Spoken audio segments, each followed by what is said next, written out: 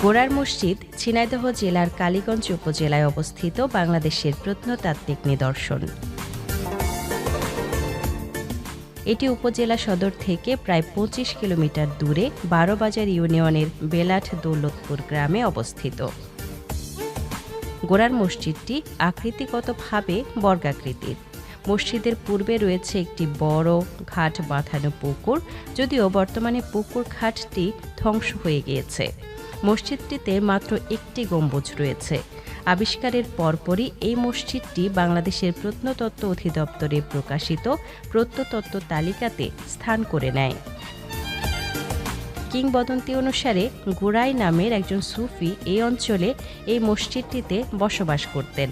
তার নাম অনুসারে এই মসজিদকে গোরাই মসজিদ হিসেবে ডাকা হয়।